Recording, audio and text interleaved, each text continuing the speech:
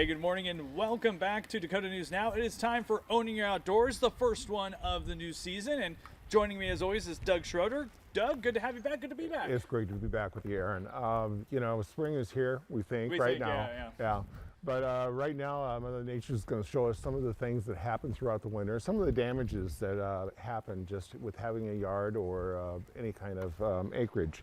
So one of the things that we're going to be talking about is what some of the local pests and rodents have been doing, Local right? pests, yes. I think I've had more reports this year about vole and rabbit damage than any year past. With the snow we had, the animals were hungry.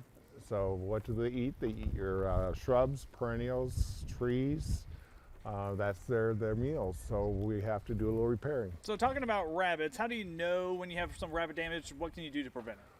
Rabbit damage occurs, I will point out one bush over to your right here, Aaron, that was completely destroyed this winter, eaten completely down, almost to the ground. Another one that still was protected on this side.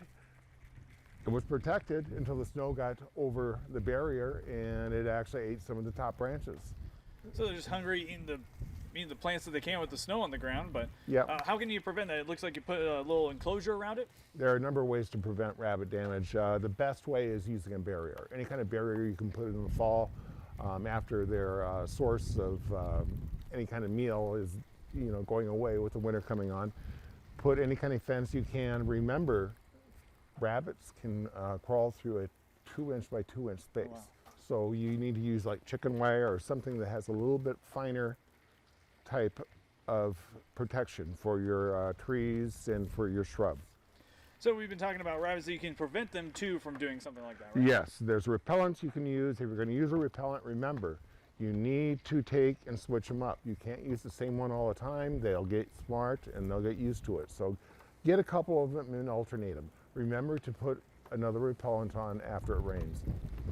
That's kind of like what we're dealing with today. Yes. Another pest that we've been talking about, voles. One of our account execs, Eric, he's had some vole damage recently. Voles are, this year is in particular, everybody I'm talking to has had some sort of vole damage. There's a number of things that you can do. First of all, to repair the vole damage, what you need to do is rake out the debris, the excess grass, excrements that may be in the soil. Replace that with some topsoil and then seed and fertilize, and your repair with the spring, early spring, it'll come in real nice for you. To prevent voles, what we need to do is in the fall, be sure to mow your grass shorter. 2 inches is about ideal. Also, pick up your leaves. Get the leaves off the yard. Do not let leaves go in your yard for the winter. That just invites voles to come into the yard. Another pest that we're talking about, deer. What can we talk about with deer? Deer are the only thing you can really do. You can use repellents throughout the summer and fall. When it goes through the winter, the best way you can protect your trees and shrubs from deer is using a barrier. A barrier, probably chicken wire, a fence around it, or just wrap the trunk loosely with chicken wire to prevent them from scraping with their antlers. And we've been talking about some wildlife, rabbits, voles, deer, but I mean, your pet can also cause some yard damage Yes, now you'll see those little spots emerging in your yard, and it's just, you let them out throughout the winter, and now you see the damage that was done.